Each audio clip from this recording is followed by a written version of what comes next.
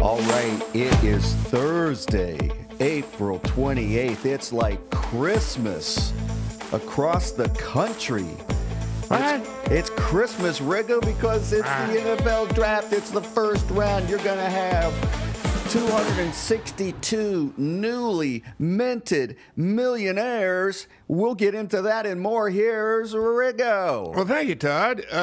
Yeah, we do have to get into that later. I got some stuff that's really burning in my head right now. No, it's not. I'm trying to think. I was driving over here, and I got to thinking about it. I was going to ask you, but then I was thought, well, maybe I won't. But all of a sudden, it's there, so we got to deal with it. It's in my head. How courteous of a driver do you think you are? Me? Yeah. I like the people if they rate themselves as a courteous So driver. I am courteous. I'm courteous. But if you don't reflect courtesy back to me, I got a problem. It bothers me still. Right. Well, what I was going to say is, basically, somebody told this to my wife the other day. It's a good friend of hers. Her name's Donna. She says, I play by the rules, but they're the rules that other people set. So, Is this the Donna that I know and love? Yeah, Okay, exactly. okay. That you know, if you dick me around, guess what? You just created what you created. In this Don't way. start nothing, won't be nothing. Yeah, exactly. And so, well, it's kind of like another guy that we know, FBI agent, that it's not a problem unless it's a problem. I think you're a very courteous driver. I try to be, exactly. You're more courteous than I am. You actually are very courteous. And most of the time, I'm a courteous driver. Well, I am. I'm always. But, you know, I find now, because, you know, I had the procedure yesterday for the neck. You know, when you can't move your neck, you become an uncourteous driver because you can't see. I mean, I'm serious. It's like, this isn't really, we shouldn't be laughing about this, because I found myself, I'm going, you know, I'd get ready to turn and go, God, where did he come from? We got blind spot. Yeah. Yeah. But anyway, I'm driving over here, and I notice I'm getting ready to change lanes, and somebody is like steaming up, or I'm getting ready to pass somebody, and I'm accelerating.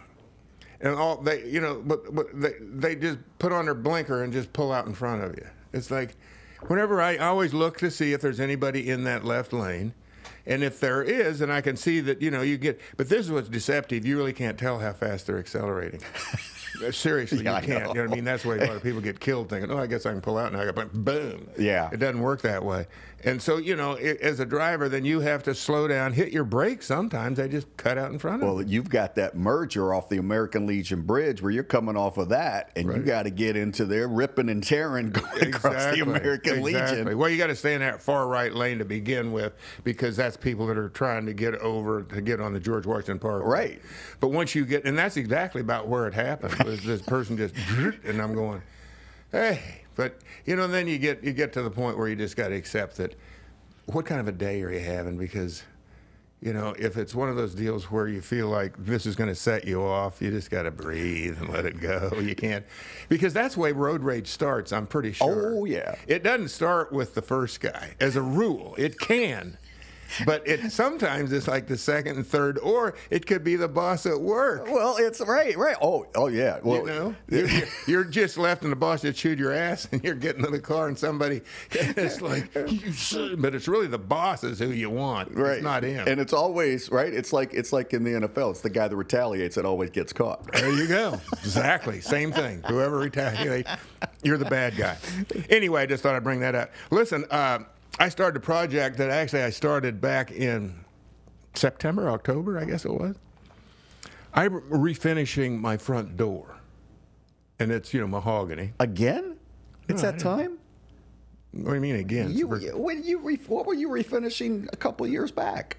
I didn't refinish anything, I don't think. I didn't do it. I mean, we had some people over there. We got some wood out there that had to be stained, that type of stuff. That was and the deck. Yeah. I think they slapped some stuff on it, some varnish or whatever. Okay. But, you know, it's been up for about 11 years, right? The door has, and the sun hits it really hard in the morning, and it's because it faces, for the most part, east, so it gets a lot of sun first thing in the morning. Can I interrupt with one brief description for our audience out there?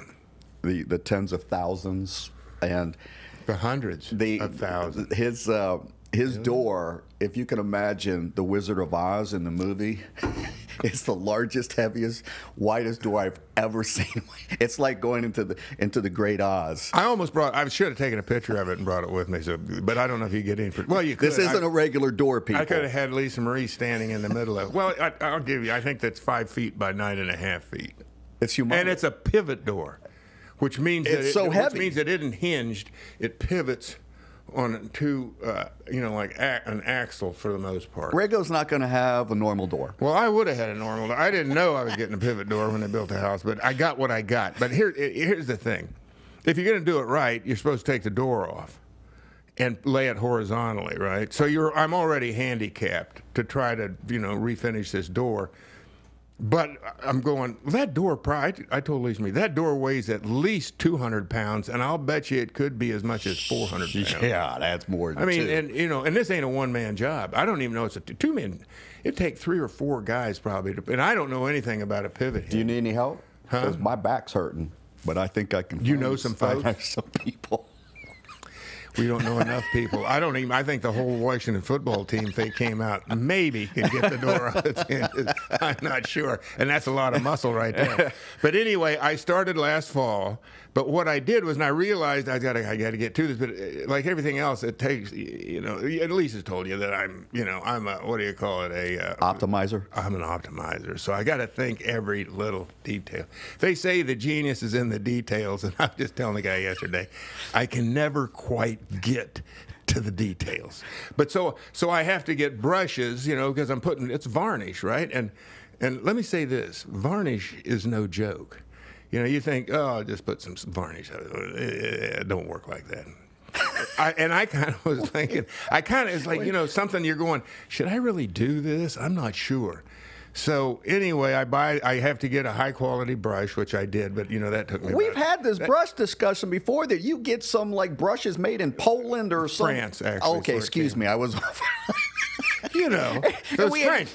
They make paint brushes, and they had great food and wine. And we had people communicating with the show saying, hey, John, I know where you can get those brushes. They're very hard to find, but I know where you can get them. That's right. We were talking about China bristle versus ox hair or badger. Oh, geez. Yep. You went JP5 on the bristles. So I finally locate the brushes that I think I need, and I get them. Then I got to get, the right varnish, and I do all my homework on that. So what was that project for then with those bristles? Maybe that's what I'm getting confused. Well, that's what I'm saying, though. I started it last fall looking for all this stuff, but the cold weather set in, so I couldn't get to it. Okay, so I have not lost my mind. No. You had started. Okay, now that was like the start is getting materials, getting supplies. So, but I was actually supposed to start on it right then, But like I said, I kept going.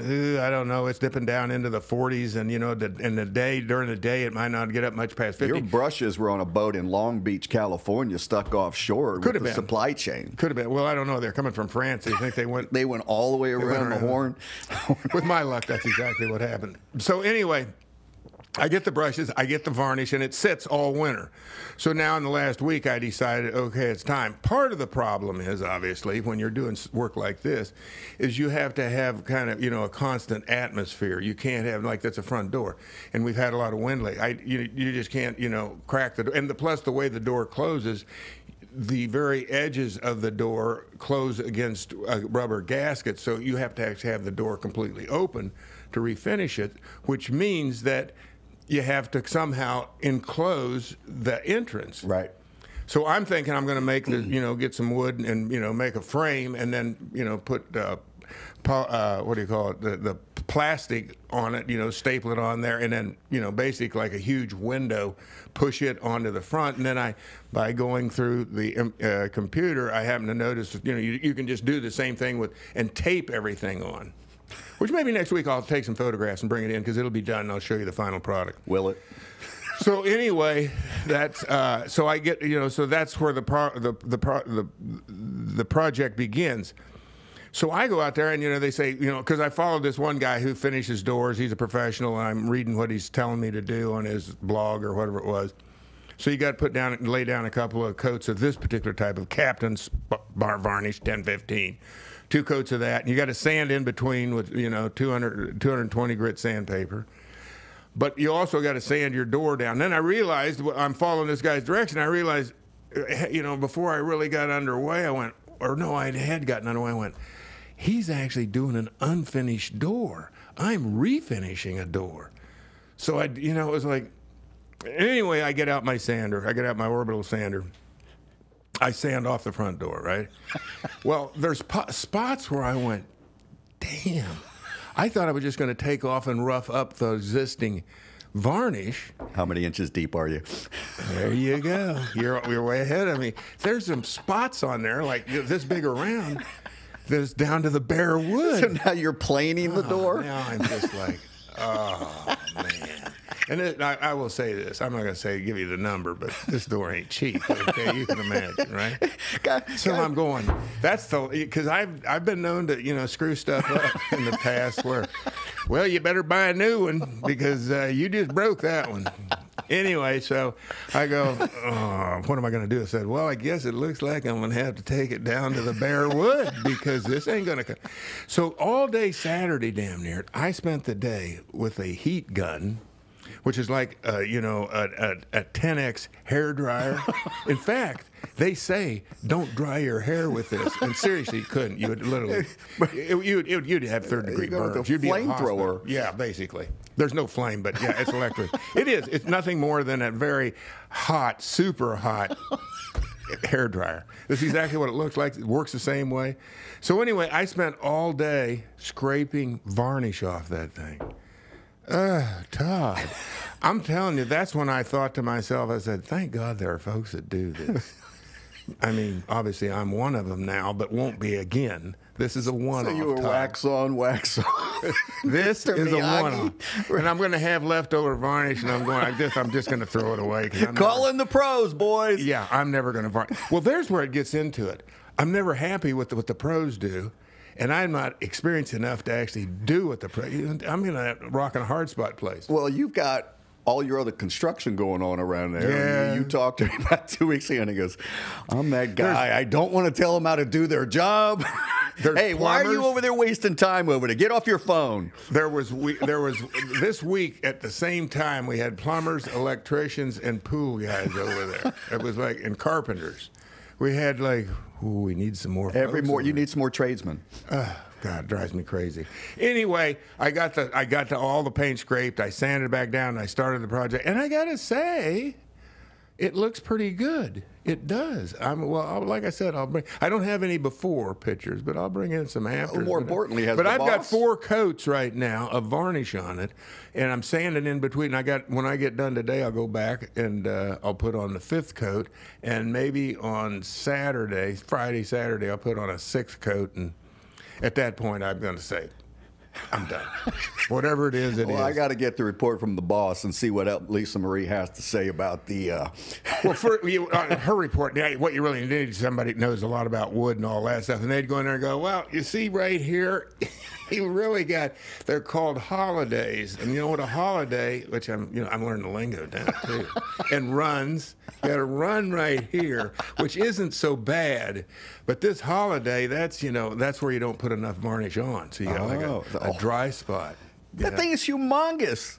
Yeah. At what point did you get to a point about 30% in, 40%, 50% going, what the hell have I done? What am I doing? I think it was when I had the thing halfway scraped off with varnish. Maybe a quarter of it, because I'm going, this is, what did I do? But then again, I'm that kind of guy that, I do have a bulldog's tenacity. Right. I ain't quitting. Right. I ain't quitting. Right. I remember one day years ago, I drowned in my dad's outboard motor, and he was kind of pissed at me to begin with. It fell off the back of the transom. What was this called? Saturday? Yeah. Anyway, it went in the drink. I had to pull it up, and it wouldn't start. And I'm going, oh shit.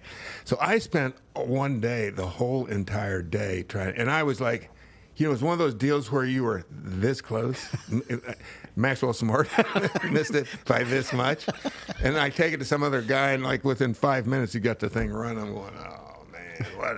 Go to the pros. Go to the pros. So anyway, that's where I am today, and I'm like I said. But because the way the door's turning out, now I'm kind of starting to puff up a little bit. I'm going, hey, this is going to be all right. This is like it actually looks better. It looks better than the original job on the inside, in my opinion. Okay. I'm thinking I'm actually outdoing the pros. So it's actually to let people know stuff like this. Don't be intimidated by it. If you get the right tools, and I always look at it this way.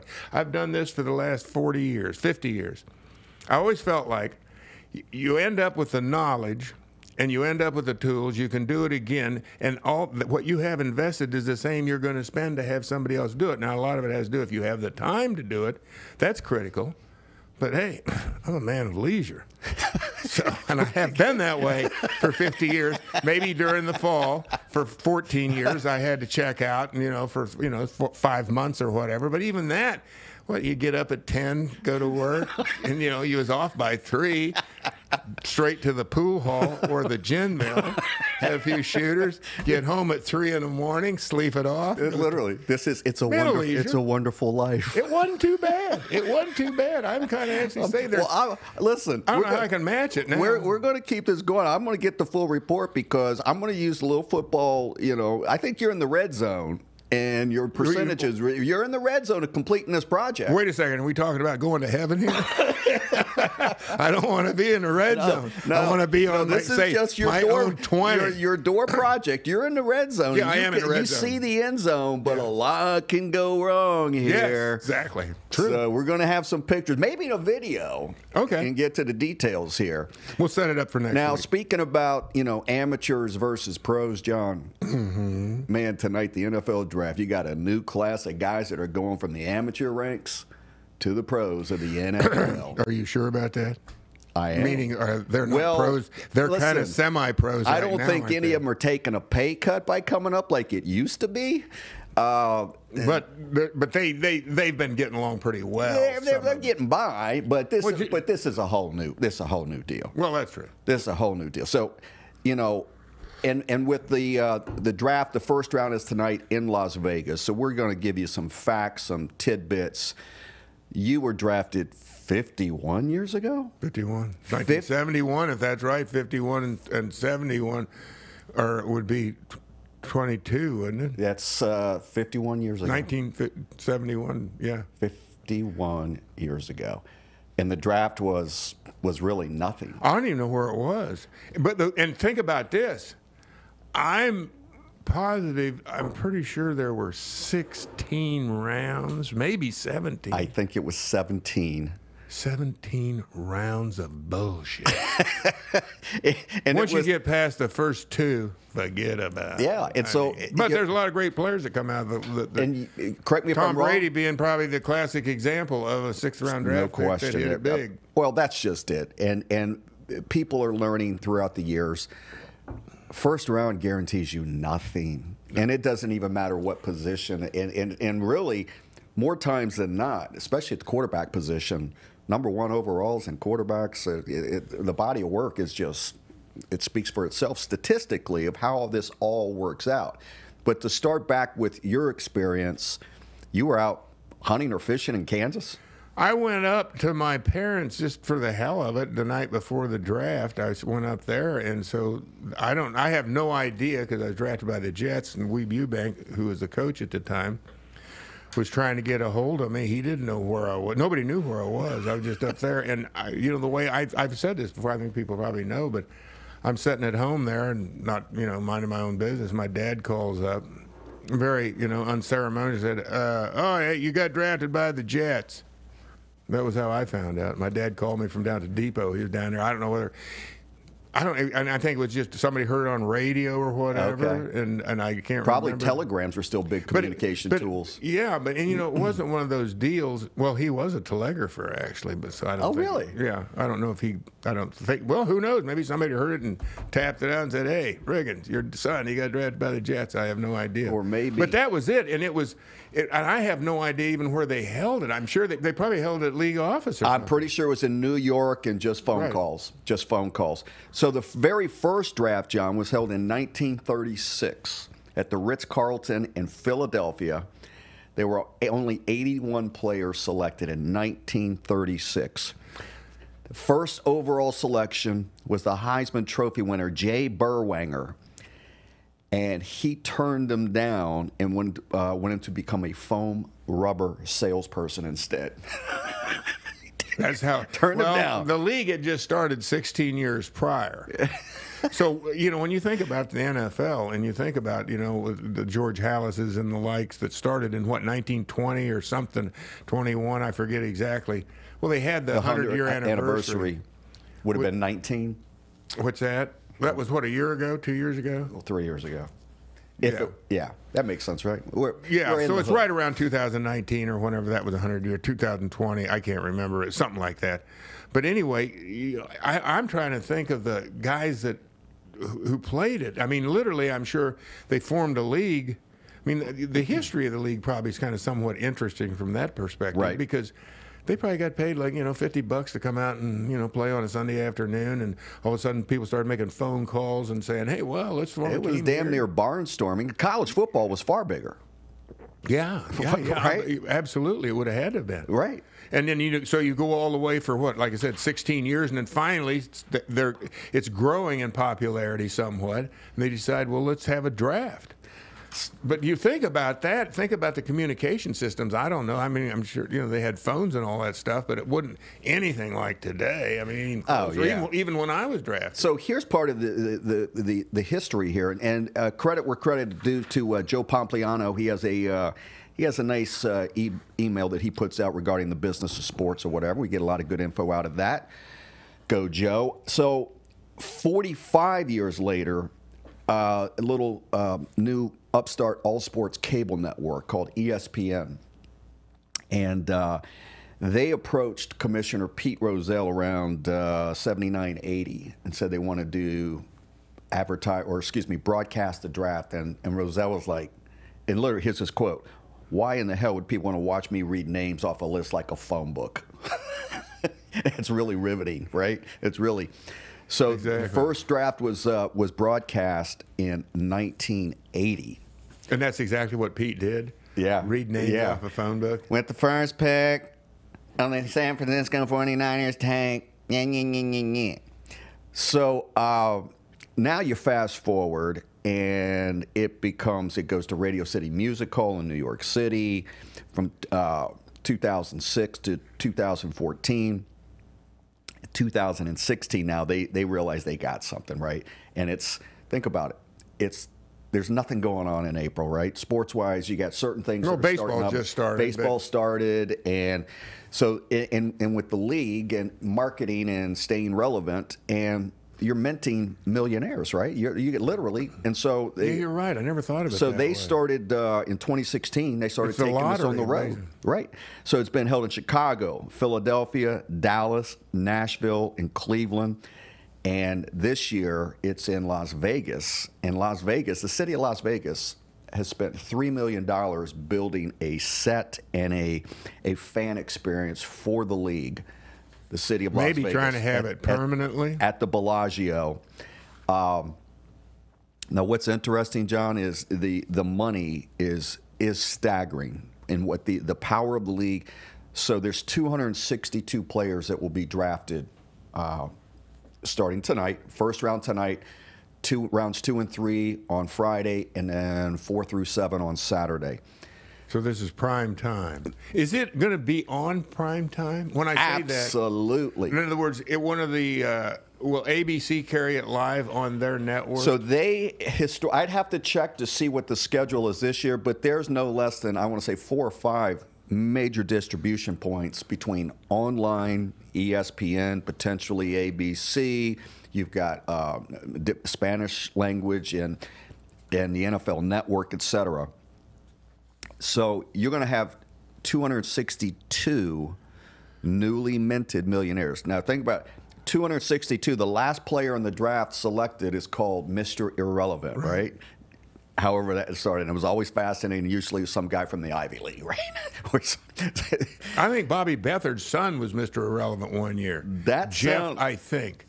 And the Balboa Bay Club which is out in in Newport Beach. And now, like, they celebrate. They have a big hoedown for Mr. Irrelevant. Yes, good I was pull. invited to it one year. Good pull. And I think it was when Jeff Bethard was Mr. Irrelevant. Now, this is too wild because this year, Mr. Irrelevant will go to the San Francisco 49ers unless somehow that last pick is traded away. Yeah. How much money do you think Mr. Irrelevant is going to get? 262nd pick. And it's like guaranteed? It's guaranteed. This is all slotted. I don't know. $100,000. $3.7 million. No. And a signing bonus of $86,000 for his trouble. Now, that's not guaranteed, but that's the slot. Oh, the last. So every slot in the rookie wage scale is slotted. So how much do you think the first pick is going to get? Total. In other words, the total package. I don't know what you just said. This got to be around what, $30-40 million. Yeah, as Trevor Lawrence. So it projected $41,465,000, including a over $27 million signing bonus. Guaranteed. Man, I remember, it's interesting because veterans, this used to burn their ass like you wouldn't believe. Of course. And my signing bonus now, 51 years ago, was $45,000 with the New York Jets. 51 years. Now, you can take into account inflation and every other metric of the value of money in 51 years. Okay, so John, most it'd probably be what, $500,000. You were number 6 overall. 6 overall. 6 overall. Number 6 overall this year is going to get $30.4 million and a signing bonus of over $19 million. Now you can take any value of money metric and calculate that out, and what the cult of football and what big businesses is, and how the country worships the NFL. Well, and you know the easiest place to see it. What's really funny too is, of course, maybe that's not true in teams that win, but you see, it would seem like with the TV ratings every year, a lot of times in the top 10 shows, the NFL's got almost all of them. Out of the top 100, John, it's over 80. It's over 80% of the top 100 broadcasts viewed annually. And the only reason why it wasn't 90 out of 100, and some of it was because we had the presidential elections, which included debates and vice president stuff or whatever. But it's the only guaranteed thing on TV right now. What's really funny too about it, Todd, is that if you look at this from a multicultural angle, when I say that, I mean go around the world. The only thing, soccer, I have to feel, although Americans don't seem to be the same, they are, and yet they don't wear it on their sleeve. It would seem to me, and I could be talking to my ass, I probably am, but you go down into South America and Italy and some of these places, the what do you call it, the passion that people have for soccer, where they've been known to bad calls. They'll kill a ref. Exactly. Exactly. We're not there yet, but hey. Here, we're a little more reserved. But I got to believe that there's a more, like I said, it's a reserved passion that we could, but it's the same. It's the same feeling that people have for, say, soccer in other parts of the world that this country has for football. 100%. But soccer is worldwide. Everybody plays it. We're a country of 330, 340 million. This is our number one passion by far. It's killed every other sport. And when I got some ratings here, it's gonna be mind dropping. And you're right, soccer across the world, because more countries play it, you have billions and billions and win the World Cup, and et cetera, et cetera. So that's based on volume. But yeah, it's a different way of life over there, where it's, for some in certain parts of the world, it is life and death. Yeah, and it's funny too, because here you wouldn't necessarily. I mean, would you really necessarily know just how popular professional football is? I mean, people talk about it, but you don't. It's growing around the world, John. And maybe you're right, because when you think about it, one of the most things that you see, ubiquitous things that you see, is somebody in a jersey that somebody, you go to a game, it's almost where people are wearing jerseys. There's as many jerseys in the stands that are on the field, I guess, that's what I'm trying to say. 100%. People don't dress like they normally used to. And that's where the league is looking for worldwide international growth, which is why you continue to see these games. I mean, because American football is one of these games that worldwide, I'd venture to guess that it's probably the least played of all the 4 professional sports, 5 including soccer, that is not played that much around the world. Basketball's international. Right. Everybody plays basketball. Hockey, there's far more people that play hockey throughout the world. Soccer, forget about it. Right. Even baseball.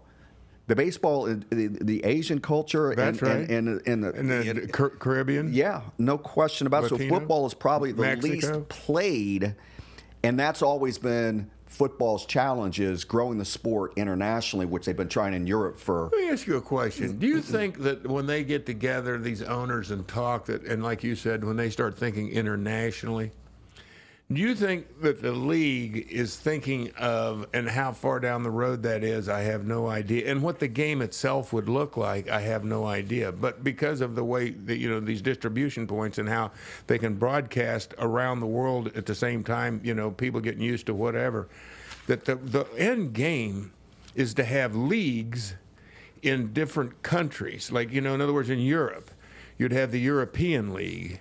And, you know, and in Asia, in those areas, you'd have in South America, to where you had so many teams that they would actually play, you know, these leagues. Eventually, there'd be a European winner that would emerge. So right? it'd be a true, an American winner, a true World Series Super Bowl, a true world champion. Exactly. Is that where you think it's headed? Yes. We won't see it in our lifetime, but they will. They I all. will. Maybe not. Maybe not. Maybe not. Hey, don't sell yourself short, Todd. Well, I'm going. Listen, I'm playing the long game. So, well, you know, what's the leagues had the experimental league over in Europe, right? And they did all with the broadcasters. Did you get invited to that when it first started up to be, you know, when they were doing different broadcasts? No, I'm verboten. You know, wherever you go in the NFL Riggo headquarters, rules. picture of Riggo, 0 lines. Riggo rules. Yeah.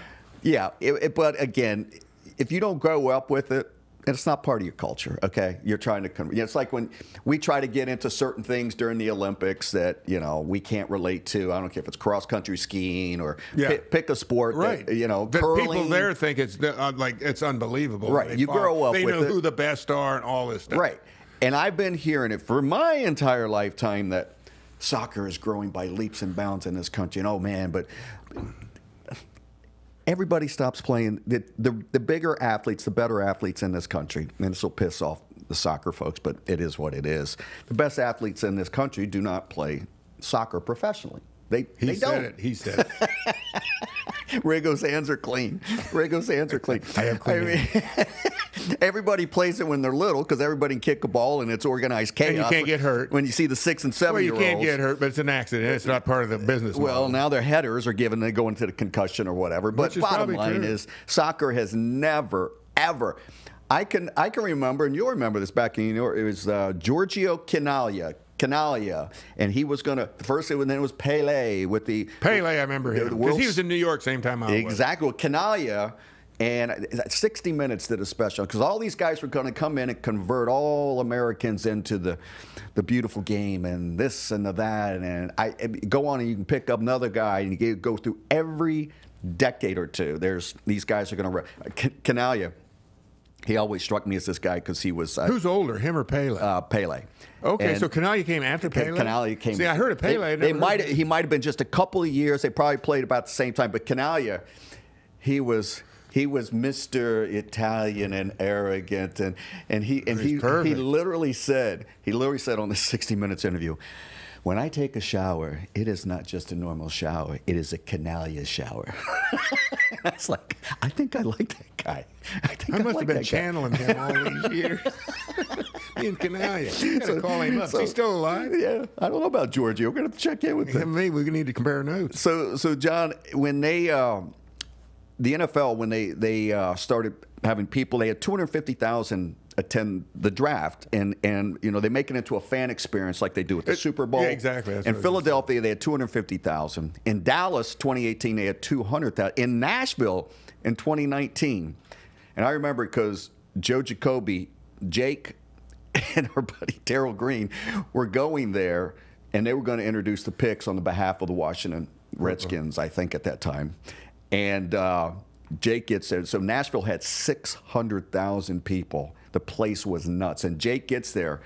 But the team, I think the team had traded away his pick, so he just went there and got a free vacation. He had nothing to announce. In Nashville with 600,000 people? 600,000 That don't sound like a vacation people. to me. Right. That's got nightmare written all over it. All right, now, here's the part that's going to blow you away. Aside from the staggering money that 262 guys all cashing a lottery ticket here in the next 3 Mr. days. Irrelevant's going to walk off, if he can hang on for a couple of years, $3 million.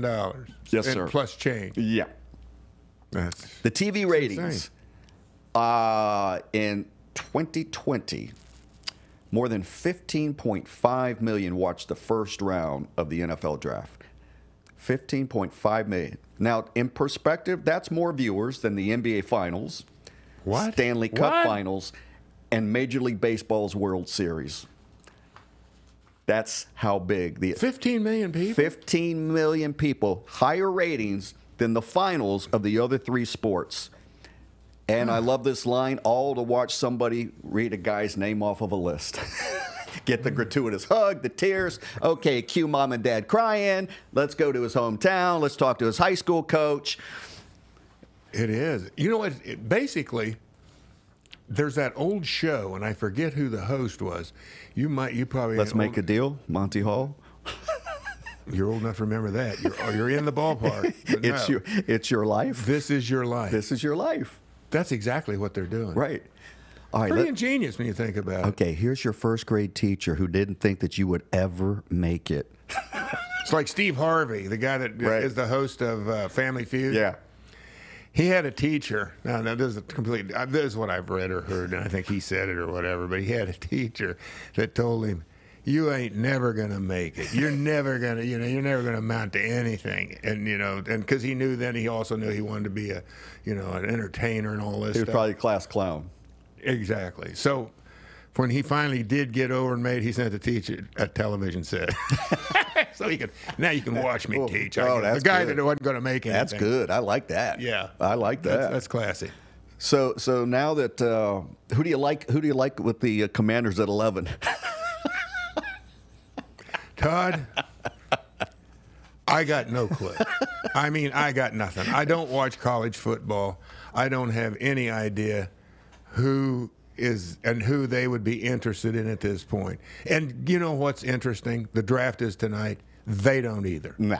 I'm not the only one that doesn't have a clue. No. I shouldn't be saying that. No, you should be saying it, John, because it is true. Well, I mean, it would look like, right now, starting with what they did, 2 months ago when they moved and got this new quarterback. Mr. Wentz. And got all this other stuff going on. It's kind of like, okay, we'll see what happens. Well, but I do think it is the little boy who cried wolf at this point. They're just like, John, there are more first-round picks, and in particular in the last couple of years. Forget the Commanders. Not even talking about them.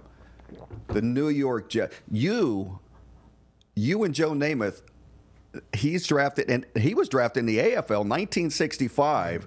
You, 71, are the top picks by the New York Jets as far as career and success in history.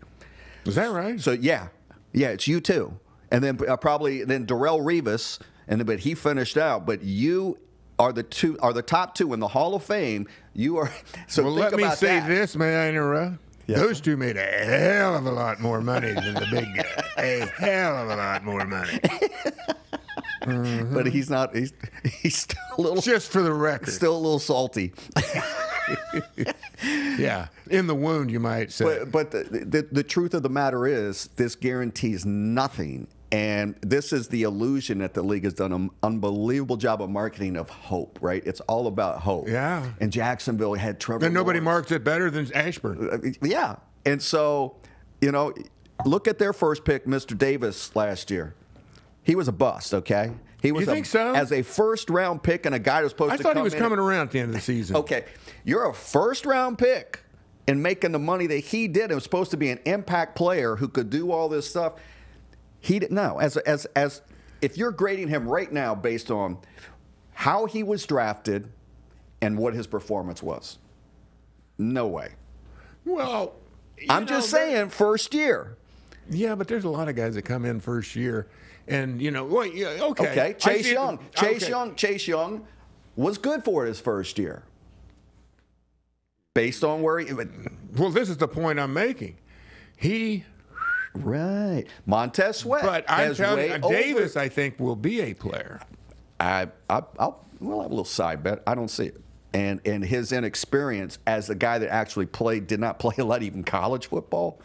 So the point being out of all of this is there are no guarantees. In college football, and you've said it all along, John, it's a different animal. This is a different game, and you don't know. College success does not equal pro success. No, and you bring up a great point, and I'll never forget the guy that actually drafted me. His name was Homer Eddington, and I think it's the late Homer Eddington. He'd almost had to be because he was pretty old 50 years ago. Of course, then he could be playing the long game, too.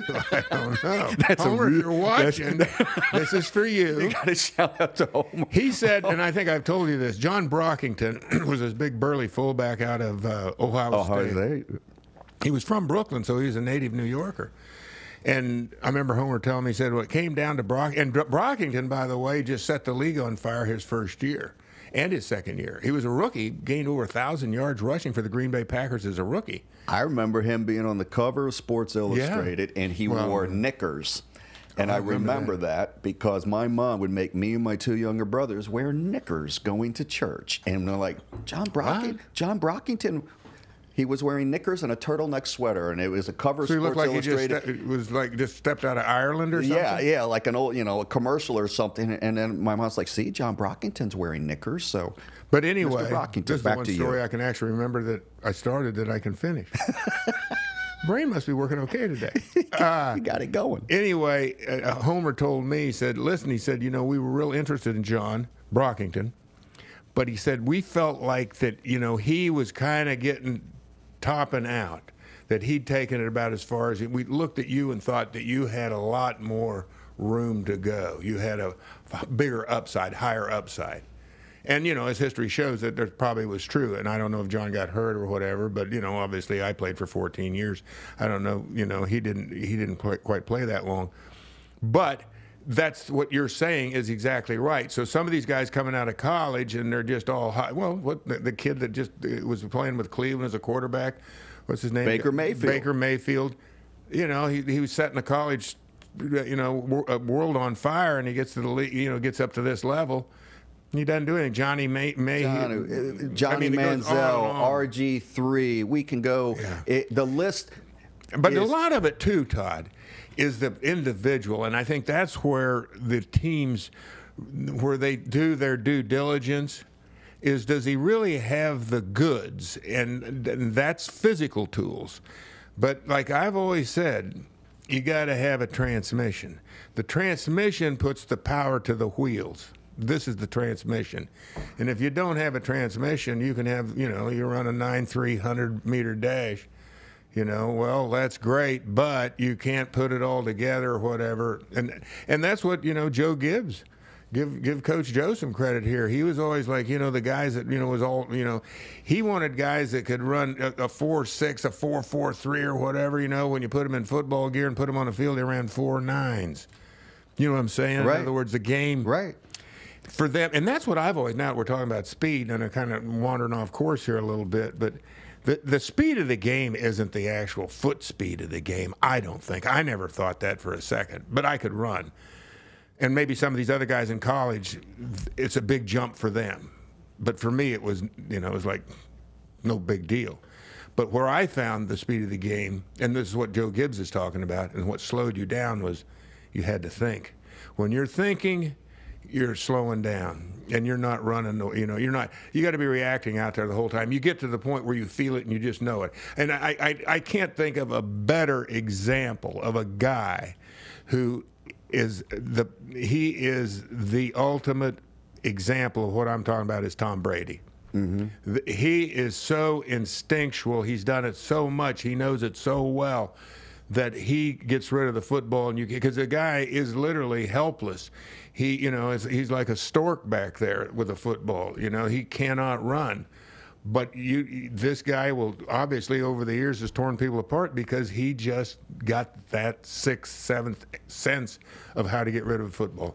That's what I'm talking about, and that's where the real finds are. The guy that's got the great tools, and he's got a good arm, but actually his greatest asset is his transmission. Mm-hmm. No question. And then there's combinations of all these things. Well, and that was also a big part of the Redskins' success for that 10-year decade. And Bobby Beathard and Gibbs and whoever else should get credit for that run of finding the Joe Jacobys. Brian Mitchell. Brian Mitchell didn't. Brian Mitchell wasn't a fast guy. Brown would be the first one to tell you. Brian never got caught from behind, though. Brian had that field speed and ability to see and had the transmission. Like you say, there's game speed, and then there's the guys that got the track and when they do the underwear Olympics and, on pro day and all that stuff, and you're like going, man, you guys are just missing it. Yeah. What's this about? Whoop-de-doo, he can do the shuttle run. He can do all this, but it's different. And that's the very thing that gets people hired and fired. General managers. But that's the marketing and the hype of, he went to Ohio State, he went to Alabama. Well, exactly. That's part of it. And then think about just what you just said. The thing that they had, what was it, a month ago? I guess they had it. What did they call Combine. It? The Combine, right? Well, the league is ingenious when you think about how they promote themselves, because the Combine is all about the next Superman. Right. Which Dick Butkus says really was Doug Atkins, and it died with Doug, and I believe that. There'll never be another Doug Atkins. If Dick Butkus says he's as close to Superman, that's good enough for me. That's I don't want to get it. Huh? Game, set, match. That's it. But anyway, yeah, I just think that you get people that measure all these things. The league takes advantage of, the guy, who was that? He ran a 4.1. It's a new record for him. And just what you said. Oh, well, that's great. Yeah. He holds the record at the NFL Combine for the fastest 40-yard dash. Right. Who cares? Right. But then once again, this is marketing and it's branding, and they do a great job of it. So much so now they've got everybody's interest in this new thing that's going to happen. Well, not new, but this thing that's happening tonight, this new event. It's unbelievable. It's a major marketing machine, and we'll see what happens, because it truly doesn't matter. It doesn't matter who they get. You don't know if it's going to work or it's not. And well, I got to get out of here. But before I take off and give you the Riggo out, just let me leave with this last thought. The draft is illegal. The draft is illegal. It shouldn't be going on. That's it. Riggo out.